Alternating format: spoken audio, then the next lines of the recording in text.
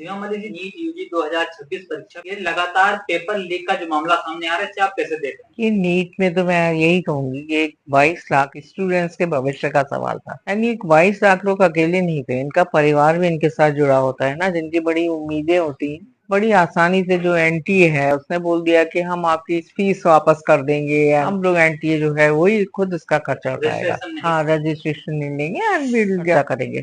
तो जैसे कि आप बहुत बड़ी महान बात आपने कह दी। आपको शायद पता नहीं है कि एक व्यक्ति जो यहाँ पर इतने सालों से तैयारी करते हैं, वो लोग है ना, यहाँ के पीजीज में आके रहते हैं। आप दिल्ली में देख लीजिए, अच्छी कोचिंग्स को इतना उनका खर्चा आता है, उनके पेरेंट्स इतना खर्चा करते हैं सिर्फ इस उम्मीद पे कि भाई बेटी या बेटा जो है सेलेक्ट हो जाएगा तो मतलब एक उसका भविष्य बन जाएगा। एंड लोग इतना पढ़ते हैं, मैं आई एम अ डॉक्टर, है ना। मुझे पता है कि एक उसमें आने के लिए एंड पूरी थ्रू आउट जो आप पढ़ाई करते हैं कितना मतलब आप बलिदान करते हैं। मैं तो यही कहूंगी, एंट्रेंस टेस्ट के लिए हर व्यक्ति मतलब बच्चे खाना पीना छोड़ देते हैं, पिक्चर देखना छोड़ देते हैं, कहीं घूमना छोड़ देते हैं, इतनी मेहनत करते हैं सिर्फ इस आशा में कि भाई मतलब कुछ होगा। मतलब आप ह्यूमैनिटेरियन गाइड पे तो बिल्कुल सोच ही नहीं रहे। आप बोलते कि केवल आप उसका, और देखिए जो एनटीए है उसमें भी देखिए 24 में भी यही पेपर लीक हुआ था। उस समय हमारे पीएम और सब लोग बोले थे, और उसमें कुछ 45 लोग ऐसे ही आपने जेल में डाल दिए। पर फिर भी देखिए, ये बिना किसी ऊपर की लिंक के ये चीजें नहीं हो सकती हैं। और अभी जो एक विकास बिलवास या जो भी पकड़ा गया है, इज ऑल्सो युवा मोर्चा का ही, बीजेपी का ही वो लीडर है, जिसको कि अभी बोल रहे कि नहीं हमारा नहीं है, कुछ भी बोल। और एक मिस्टर कुलकर्णी है जो पकड़े गए, एनटीए से पहले एनटीए के इन कार्यक्रमों में शामिल रहे हैं, ये काम कर रहे हैं। तो ये बात सोचने वाली है। पहले ये एग्जाम यूपीएससी से होते थे, जब से ये आए मेरे ख्याल से इनका 14 एग्जाम करते हैं तो उसमें से 6 एग्जाम्स के तो पेपर लीक हो जाते हैं। सोचने वाली बात है। और कोई भविष्य, क्या भविष्य है। अगर वो लोग कुछ कहने जाते हैं तो आप उनको डंडे मारते हैं। ले आर द क्रिमिनल्स।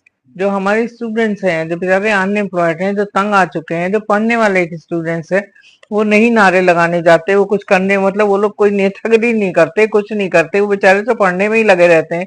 ऐसा बिहेवियर है तो मतलब गवर्नमेंट के एजुकेशन एंड रिसर्च पे तो इनका कुछ भी फोकस है ही नहीं। अगर आप बजट में भी देखिए तो कोई रिसर्च के ऊपर इनका कोई फोकस नहीं है। ऑल्दो ये हमेशा बातें करते हैं मेक इन इंडिया और ये सब चीजों की, एंड कहाँ से मतलब कोई आपका रिसर्च नहीं है। आधी चीजें तो आप असेंबल करते हैं चाइना से। तो व्हाट यू डू, बातें करते हैं आप मेक इन इंडिया की, स्वदेशी की, बातें तो बस आप इन लोगों की सुन लो। बट ये जो नीट का जो है इशू भी देखिए, मैं तो ये कहती हूँ जो डीजी है एनटीए के, क्यों नहीं उनके ऊपर कोई कार्रवाई होती है। सीबीआई जांच के आदेश दे दिए हैं। देखिए, बस सीबीआई जांच का तो आदेश दे दिए, मतलब खत्म हो गई बात, है ना।